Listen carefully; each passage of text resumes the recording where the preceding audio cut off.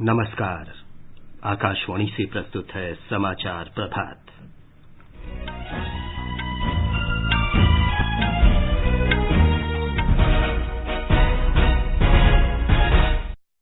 चक्रवाती तूफान ताउते के अगले 24 घंटे में और तेज होकर कल तड़के पोरबंदर और महुआ के बीच गुजरात तट से गुजरने की आशंका। केंद्र ने ग्रामीण क्षेत्रों में कोरोना संक्रमण रोकने के लिए दिशा निर्देश जारी किए। रक्षा मंत्री राजनाथ सिंह आज कोविड उपचार की औषधि 2TG की पहली खेप जारी करेंगे। भारत बायोटेक की कोवैक्सीन भारत और ब्रिटेन में पाए गए कोरोना स्ट्रेन से निपटने में प्रभावी। दिल्ली में लॉकडाउन 1 सप्ताह के लिए बढ़ाया गया, मेट्रो सेवा बंद रहेगी। हिमाचल प्रदेश सरकार आज से 18 से 44 वर्ष आयु वर्ग के लिए कोविड टीकाकरण अभियान शुरू कर रही है। राजस्थान सरकार कोविड महामारी से निपटने के लिए 1000 डॉक्टर और 25,000 चिकित्सा कर्मियों की भर्ती करेगी। दिल्ली पुलिस ने ऑक्सीजन कॉन्सेंट्रेटर्स की कालाबाजारी के सिलसिले में कारोबारी नवनीत कालरा को गिरफ्तार किया। संयुक्त राष्ट्र महासचिव ने इजराइल और फलस्तीन के बीच संघर्ष तुरंत रोके जाने की अपील की। भारत ने भी तत्काल तनाव समाप्त करने और दोनों पक्षों से संयम बरतने की अपील की। और टेनिस में राफेल नडाल ने विश्व के नंबर 1 खिलाड़ी नोवाक जोकोविच को हराकर इटालियन ओपन का खिताब जीता। समाचार प्रभात में नवीन सक्सेना के साथ मैं विमलेंदु पांडे। कोरोना संक्रमण में बढ़ोतरी जारी है। आपसे अपील है कि लापरवाही न बरतें, सभी एहतियाती उपायों का पालन करें और पहला टीका लगवा चुके 45 वर्ष से अधिक उम्र के लोग सही समय पर दूसरा टीका लगवाएं। 3 आसान उपायों का पालन करें और सुरक्षित रहें। मास्क लगाएं, 2 गज की सुरक्षित दूरी बनाए रखें, बार-बार हाथ धोएं और साफ सफाई रखें। अब समाचार विस्तार से। चक्रवात ताउते के अगले 24 घंटों में और तेज होकर कल तड़के पोरबंदर और महुआ के बीच गुजरात तट से गुजरने की आशंका है। मौसम विभाग के महानिदेशक मृत्युंजय मोहपात्रा ने बताया कि तूफान के टकराते समय 155 से लेकर 165 किलोमीटर प्रति घंटे की रफ्तार से हवाएं चलने की आशंका है। हमारे संवाददाता ने बताया है कि राज्य में चक्रवात से निपटने के लिए प्रशासन को पूरी तरह से सतर्क रहने को कहा गया है।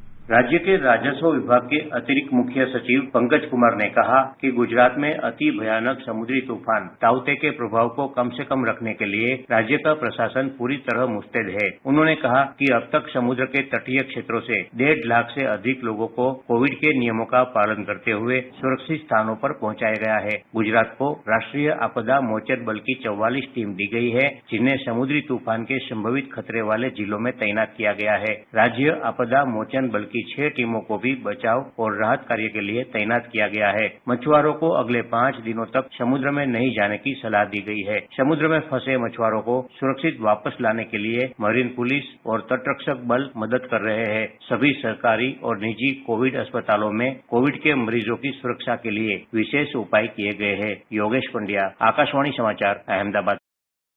महाराष्ट्र के उत्तरी कोंकण क्षेत्र मुंबई, ठाणे और पालघर के कुछ स्थानों में काफी तेज बारिश और रायगढ़ में अत्यधिक भारी वर्षा का अनुमान व्यक्त किया गया है।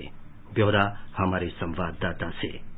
रत्नागिरी और सिंधुदुर्ग जिलों में समुद्र तट के पास रहने वाले लोगों को सुरक्षित स्थानों पर पहुंचाया गया है। आपदा प्रबंधन प्राधिकरण ने बताया कि रत्नागिरी में 3800 से अधिक, सिंधुदुर्ग में 144 और रायगढ़ में 2500 लोगों को सुरक्षित स्थानों पर पहुंचाया गया है। पालघर में बेहद चक्रवाती तूफान का असर महसूस किया जा रहा है। पालघर जिला कलेक्टर के अनुसार बीती देर रात आपदा प्रबंधन प्राधिकरण की एक जरूरी बैठक बुलाई गई थी। तेज हवाओं के कारण क्षेत्र में सुबह से ही बिजली आपूर्ति ठप हुई है। रत्नागिरी में भी रत्नागिरी तालुका के तट के नजदीक राजापुर और आसपास के गांवों में भीषण चक्रवाती तूफान ताउते का प्रभाव महसूस किया गया। बिजली के तार टूटने से बिजली आपूर्ति बाधित रही तथा पेड़ गिरने की भी घटनाएं सामने आ रही है। हालांकि इनमें से किसी भी जगह से किसी के हताहत होने की खबर नहीं है। कुणाल शिंदे, आकाशवाणी समाचार, मुंबई। केंद्रीय गृह मंत्री अमित शाह ने कल गुजरात और महाराष्ट्र के मुख्यमंत्रियों तथा दमन दीव और दादरा नगर हवेली के प्रशासक के साथ स्थिति से निपटने की तैयारियों की समीक्षा की।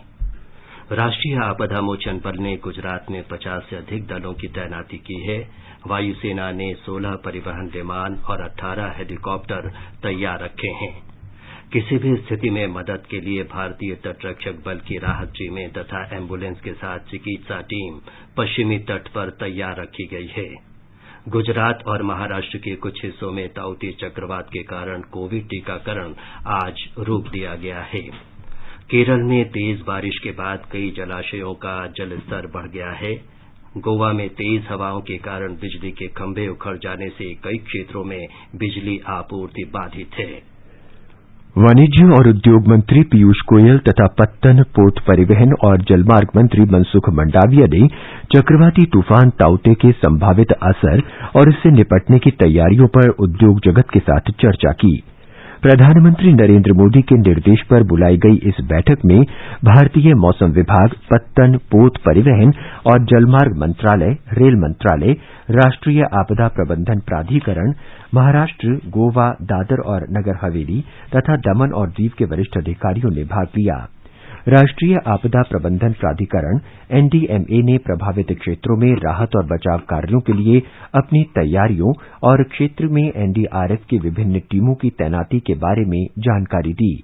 पत्तन, पोत परिवहन और जलमार्ग मंत्रालय ने स्थिति के आकलन तथा प्रभावी और समयबद्ध तरीके से इससे निपटने के लिए उठाए गए कदमों की जानकारी दी। राज्यों के अधिकारियों ने बताया कि वो स्थिति पर नजर रख रहे हैं और प्रशासन आपात स्थिति से निपटने के लिए तैयार है।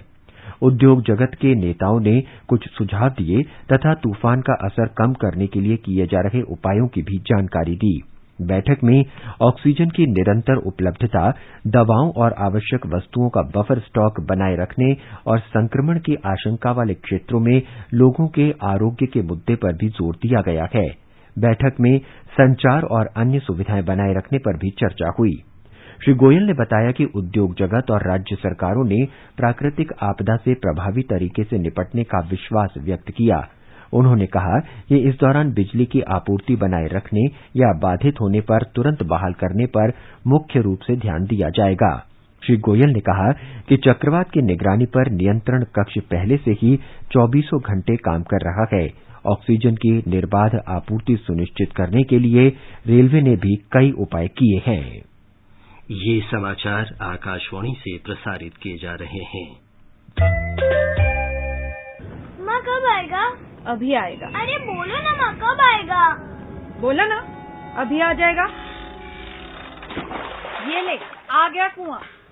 अरे कुआं नहीं माँ, हमारे घर नल से जल कब आएगा? नल से? अरे गुड्डी, बहुत जल्दी आएगा पानी। जल जीवन मिशन आ चुका है।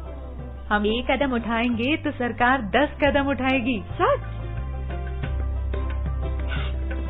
तुम्हारे मुंह में घी शक्कर। घी शक्कर नहीं माँ, स्वच्छ जल।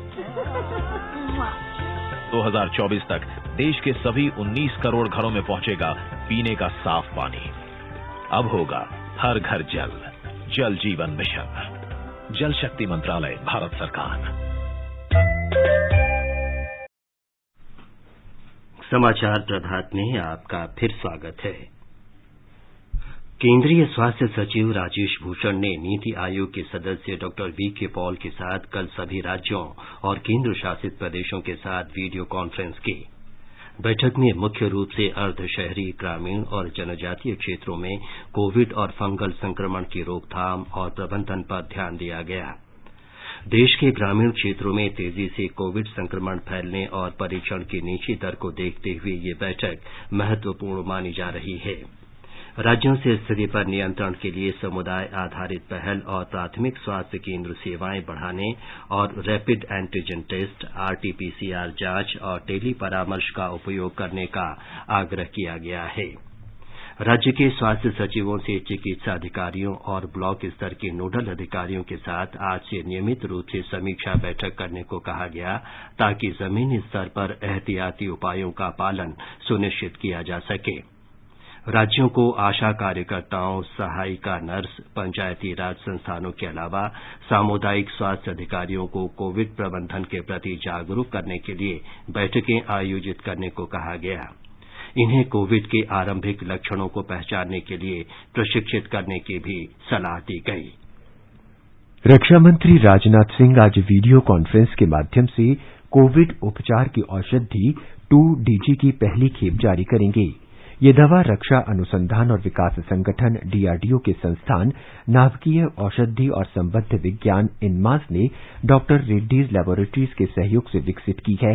एक रिपोर्ट। नैदानिक परीक्षण परिणामों से पता चला है कि यह दवा अस्पताल में भर्ती रोगियों को तेजी से स्वस्थ होने में मदद करती है और बाहर से ऑक्सीजन की निर्भरता को कम करती है। यह दवा कोविड-19 से पीड़ित लोगों के लिए काफी फायदेमंद होगी। महामारी के विरुद्ध तैयारी के लिए प्रधानमंत्री नरेंद्र मोदी के आह्वान पर DRDO ने 2DG के चिकित्सीय अनुप्रयोग विकसित करने की पहल की थी। ग्लूकोज का एक जेनरिक मॉलिक्यूल और एनालॉग होने के नाते इसका उत्पादन आसानी से हो सकेगा और देश में बड़े पैमाने पर उपलब्ध कराया जा सकेगा। यह दवा पाउडर के रूप में आती है और इसे पानी में घोलकर आसानी से लिया जा सकेगा। 2DG दवा वायरस से संक्रमित मरीज की कोशिकाओं में जाकर उसे बढ़ने से रोकती है। इस दवा से संक्रमित व्यक्तियों की जीवन रक्षा हो सकेगी और कोविड मरीजों के अस्पताल में रहने की अवधि को भी कम करेगी। अनुपम मिश्र, आकाशवाणी समाचार, दिल्ली। प्रधानमंत्री नरेंद्र मोदी ने कल उत्तर प्रदेश, छत्तीसगढ़, राजस्थान और पुडुचेरी के मुख्यमंत्रियों से बातचीत कर कोरोना महामारी की दूसरी लहर से उत्पन्न स्थिति का आकलन किया।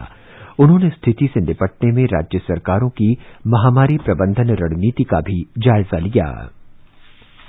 देश में अब तक 18 करोड़ 22 लाख से अधिक कोविड टीके लगाए गए हैं। स्वास्थ्य मंत्रालय ने बताया है कि तीसरे चरण में 18 से 44 वर्ष के आयु वर्ग में अब तक 48 लाख 21 हजार से अधिक टीके लगाए गए।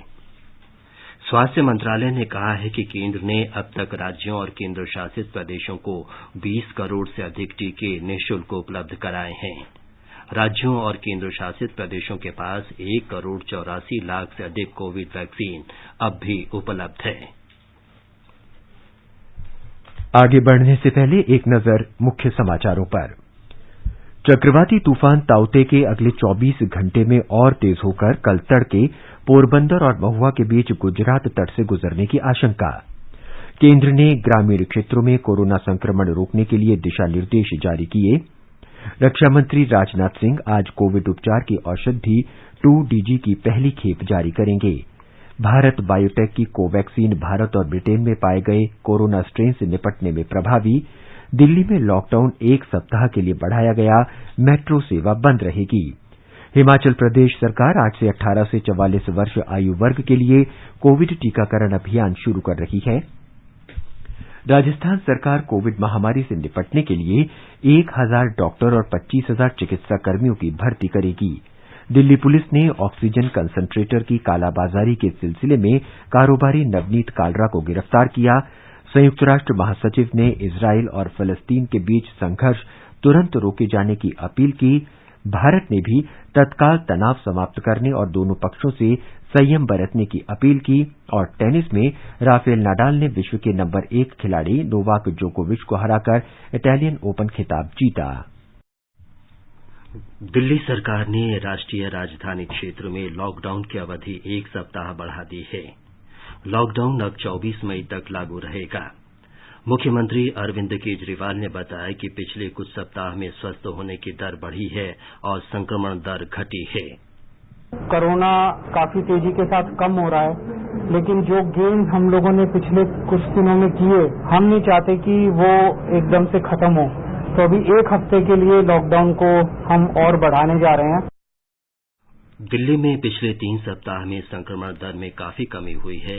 अप्रैल के आखिर में संक्रमण दर लगभग 35% थी, जो अब लगभग 11% रह गई है।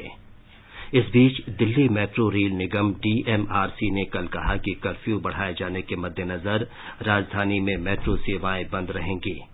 सेवाओं में किसी भी तरह के बदलाव के बारे में यात्रियों को बताया जाएगा। राजस्थान सरकार ने कोविड महामारी से निपटने के लिए तत्काल अनुबंध के आधार पर 1000 चिकित्सा अधिकारी और 25,000 अर्ध चिकित्सा कर्मियों की भर्ती करने का निर्णय लिया है।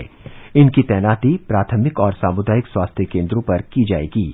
मुख्यमंत्री अशोक गहलोत की अध्यक्षता में उच्च स्तरीय कोविड समीक्षा बैठक में यह निर्णय लिया गया।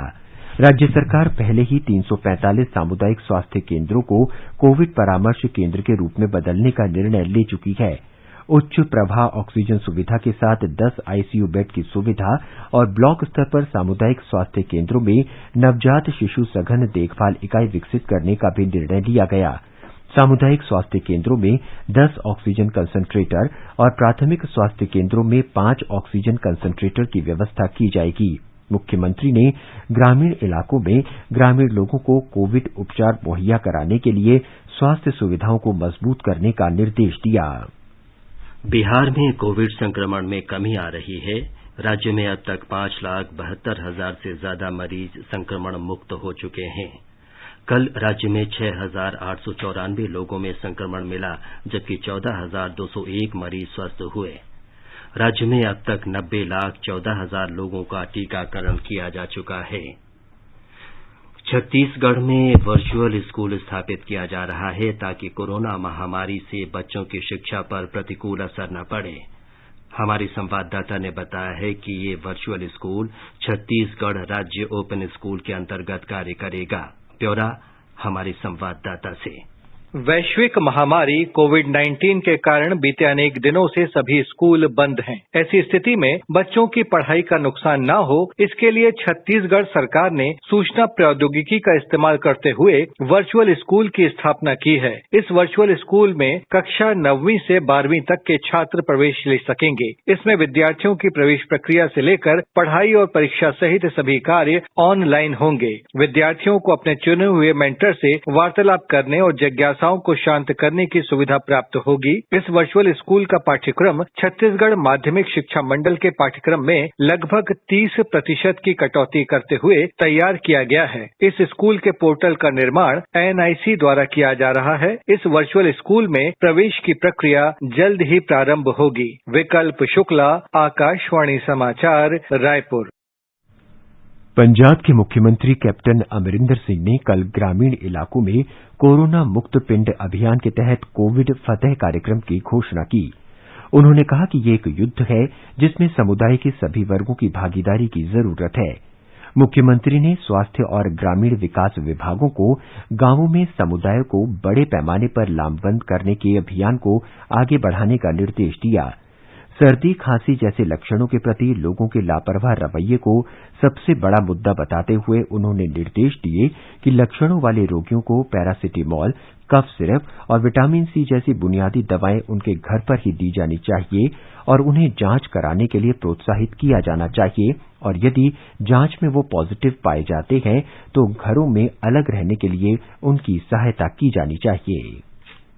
हिमाचल प्रदेश सरकार 18 से 44 वर्ष आयु वर्ग के लोगों का कोविड टीकाकरण आज से शुरू कर रही है। पूरे राज्य में 213 टीकाकरण केंद्र बनाए गए हैं। हमारे संवाददाता ने बताया है कि आज इस आयु वर्ग के 21,000 से अधिक लोगों को कोविड वैक्सीन की पहली डोज लगाई जाएगी। आज राज्य के 2 लाख से अधिक उन लोगों का टीकाकरण किया जाएगा जो 18 से 44 वर्ष की श्रेणी में आते हैं और जो अभियान के तहत प्री रजिस्ट्रेशन करवा चुके हैं। इन केंद्रों पर अनावश्यक भीड़ से बचने के लिए राज्य सरकार ने सभी लोगों से अपील की है कि वे अपने निर्धारित कार्यक्रम के अनुसार ही टीकाकरण केंद्रों पर आए। टीकाकरण केवल उन्हीं लोगों का किया जाएगा जिन्होंने पहले से ही कोविन पोर्टल पर अपना शेड्यूल बुक कर लिया है। 18 से 44 आयु वर्ग के लिए कोई ऑन साइट शेड्यूलिंग नहीं होगी। गौरतलब है कि राज्य को हाल ही में 1 लाख से ज्यादा कोविड वैक्सीन की खुराकें Serum Institute of India Poona से प्राप्त हुई है। 18 से 44 वर्ष के लिए टीकाकरण की अगली तिथि इस महीने की 20 तारीख होगी और उस दिन के सत्र के लिए प्री रजिस्ट्रेशन 18 तारीख को कोविन पोर्टल पर प्रकाशित किया जाएगा। संजीव सुंदरियाल, आकाशवाणी समाचार, शिमला।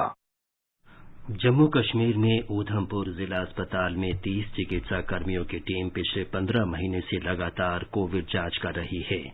इस दौरान इनमें से कुछ कोरोना वायरस से संक्रमित भी हुए, लेकिन रोगियों की लगातार सेवा करने की भावना के कारण वे जल्दी ही ठीक होकर काम पर लौट आए। देश में विकसित भारत बायोटेक का कोविड रोधी टीका कोवैक्सीन भारत और ब्रिटेन में पाए गए कोरोना वायरस स्ट्रेन पर प्रभावित साबित हुआ है।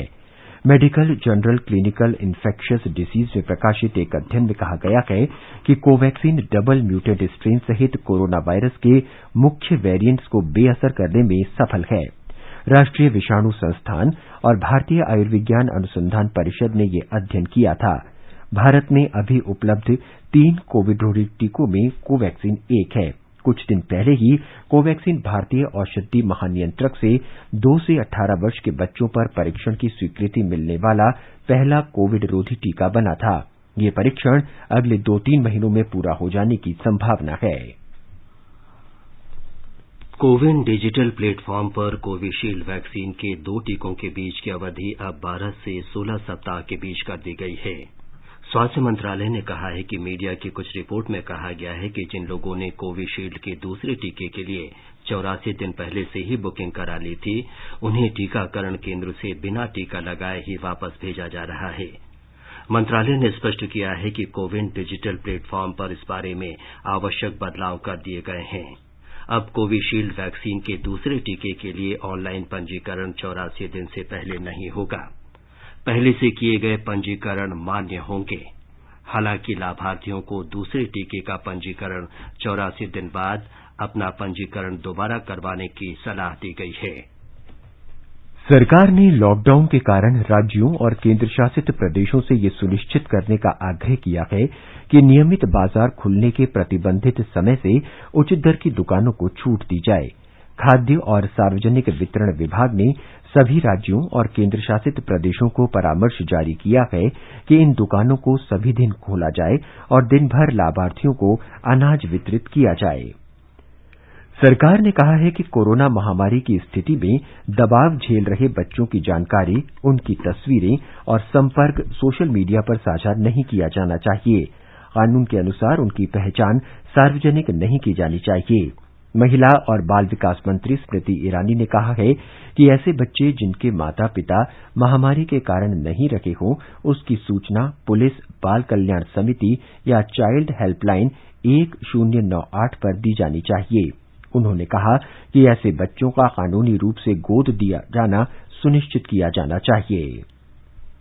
दिल्ली पुलिस ने ऑक्सीजन कॉन्सेंट्रेटर की कालाबाजारी के आरोपी कारोबारी नवनीत कालरा को गिरफ्तार कर लिया है। अधिकारियों ने बताया कि कालरा को गुरुग्राम के एक फार्म हाउस से गिरफ्तार किया गया। राष्ट्रीय राजधानी में कालरा के रेस्तरां से 500 से अधिक ऑक्सीजन कॉन्सेंट्रेटर बरामद होने के बाद से वो लापता था और दिल्ली पुलिस ने उसके खिलाफ लुकआउट नोटिस जारी किया था। कुछ दिन पहले दिल्ली उच्च न्यायालय ने इस मामले में उसे गिरफ्तारी से राहत देने से इनकार कर दिया था। संयुक्त राष्ट्र महासचिव अंतोनियो गुतेरस ने इसराइल और फिलिस्तीन के बीच संघर्ष तुरंत रोके जाने की अपील की है। श्री गुतेरस ने संयुक्त राष्ट्र सुरक्षा परिषद की बैठक में चेतावनी दी कि जारी संघर्ष से ये क्षेत्र भारी संकट में पड़ सकता है। उन्होंने इसराइल और फिलिस्तीन के बीच हिंसा के अब तक के सबसे भीषण दौर की स्थिति पर विचार विमर्श के लिए कल सुरक्षा परिषद की आपात बैठक बुलाई थी। दोनों देशों के बीच संघर्ष में पिछले सप्ताह से लगभग 200 से अधिक लोग मारे जा चुके हैं। श्री गुतेरस ने कहा कि संयुक्त राष्ट्र तुरंत संघर्ष विराम के लिए सभी संबंधित पक्षों से बातचीत कर रहा है। भारत ने इसराइल और फलस्तीन दोनों पक्षों से संयम बरतने और तनाव कम करने की अपील की है। संयुक्त राष्ट्र में भारत के स्थायी प्रतिनिधि टी.एस. तिरुमूर्ति ने दोनों पक्षों से तनाव बढ़ाने वाली कार्रवाई और यथास्थिति में एक तरफा बदलाव की कोशिशों से बचने को कहा है। श्री तिरुमूर्ति ने इसराइल के एश्केलॉन पर हमास के रॉकेट दागे जाने में सौम्या संतोष के मारे जाने का उल्लेख करते हुए कहा कि भारत ने इसराइल में रह रहे अपने एक नागरिक को खो दिया है। उन्होंने हिंसा के इस दौर में जान गंवाने वालों के प्रति शोक व्यक्त किया। टेनिस में राफेल नाडाल ने कल विश्व के नंबर 1 खिलाड़ी नोवाक जोकोविच को हराकर 10वां इटालियन ओपन खिताब अपने नाम किया। नाडाल ने जोकोविच को 7-5, 1-6, 6-3 से पराजित किया। इसके साथ ही नाडाल ने जोकोविच के 36 एटीपी मास्टर्स 1000 खिताब जीतने की भी बराबरी कर ली है। वहीं महिला सिंगल्स के खिताबी मुकाबले में विश्व की 15वीं वरीयता प्राप्त ईगा स्वेटेक ने 9वीं वरीयता प्राप्त चेक गणराज्य की कैरोलिना प्लिस्कोवा को 6-0, 6-0 से हराकर इटालियन ओपन का खिताब अपने नाम किया। हिमालय का उत्तरी प्रांत दर्रों और पहाड़ों की भूमि है। लद्दाख की भौगोलिक स्थिति किसी भी तरह के संचार के लिए हमेशा से एक चुनौती रही है। इन चुनौतियों के बावजूद आकाशवाणी ने बिना किसी बाधा के देश के इन हिस्सों के श्रोताओं तक अपनी सेवाएं पहुंचाई। आकाशवाणी लेह की स्वर्ण जयंती वर्ष पर हमारी संवाददाता की ये रिपोर्ट। पिछले 50 वर्षों से ऑल इंडिया रेडियो लेह कठिन इलाकों में सूचना, शिक्षा और मनोरंजन प्रदान करने के लिए सेवा कर रहे हैं। कम आबादी वाले लद्दाख क्षेत्र में प्रसार भारती के ऑल इंडिया रेडियो बेहतर सेवा के लिए निरंतर प्रयास कर रहे हैं। डीटीएच के नाम से मशहूर डायरेक्ट टू होम देश के कोने कोने में पहुंच गया है। इधर ऑल इंडिया रेडियो लेह के प्रसारण को डीडी फ्री डिश पर पिछले 1 साल से चैनल नंबर 41 या MH2VBS में देना शुरू किया है। डीटीएच पर उनके पसंदीदा ऑल इंडिया रेडियो प्रसारण ने उनके सुनने की अनुभव को एक साथ बदल दिया है। अब दूर दराज इलाकों में भी डीटीएच पर डिजिटल क्लियरिटी रेडियो सिग्नल मिलता है। न्योमा के पास मुत गांव के ग्रामीण श्री चंग संगडुप कहते हैं, जी हम रेडियो का प्रोग्राम सुनते हैं जी, मगर हम टीवी डीटीएच में सुनते हैं, न्यूज ही सुनते हैं। जो रेडियो में तो इतना साफ भी नहीं आता है जी, डीटीएच वाला साफ आता है जी। शाम को न्यूज 7 बजे आता है, वो आराम से सुनता है जी, उसका लेट भी आता है। कुछ ऐसा ही अनुभव हिमिया गांव के रहने वाले सोनम टाशी भी व्यक्त कर रहे हैं। आजकल तो रेडियो तो आजकल किसी की बात नहीं है, सिर्फ टीवी न्यूज जानकारी सुनते हो।